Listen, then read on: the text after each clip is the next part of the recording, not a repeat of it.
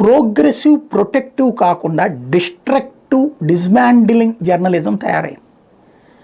సర్వనాశనం చేయడమే మన కర్తవ్యం. ఈ సర్వనాశనాన్ని గొప్పగా చిత్రీకరించడం వైపుకి వెళ్తోంది. ఓ పేదవాడికి కొంపొద్దు, పేదవాడికి బియ్యం వద్దు, పేదవాడికి చదువు వద్దు, పేదవాడికి ఏదొద్దు, అదంతా శ్రీలంక అయిపోతుంది, ఆఫ్ఘనిస్తాన్ అయిపోతుంది. అదే ఇక్కడ ఇవాళ రోజున వచ్చేటప్పటికి అక్కడ తేడా జరిగింది, ఇక్కడ తేడా జరిగిపోయింది.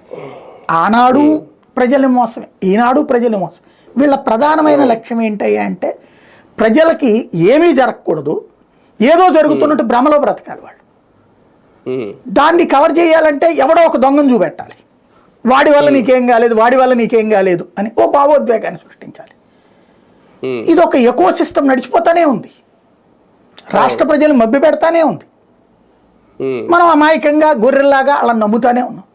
గొర్రె కషాయోళ్ళని నమ్మినట్టు ఆ కషాయోళ్ళు రాష్ట్రాన్ని నాశనం చేస్తూనే ఉన్నారు.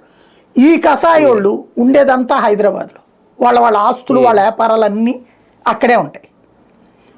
వాళ్ళకి సంబంధించి చిన్న సమస్య వచ్చినా ఒప్పుకోరు. రాష్ట్రానికి మాత్రం పెద్ద పెద్ద సమస్యల్ని వాళ్లే సృష్టిస్తారు, వాళ్ళు మాత్రం దర్జాగా బతుకుతారు. ప్రజలు మాత్రం, పేదోడు మాత్రం బాగుపడకూడదు. పేదవాడి జీవితంతో వాడికి ఒక్క ముద్ద నోటికి వస్తుంటే గింజుకు చచ్చిపోతారు. వీళ్ళు కింద పడి కొట్టుకుంటారు, ఫిట్స్ వచ్చిన వాళ్ళలాగా కొట్టుకుంటారు. వాడికి రూపాయి దక్కుతున్నప్పుడు దాన్ని నాశనం చేయాలి.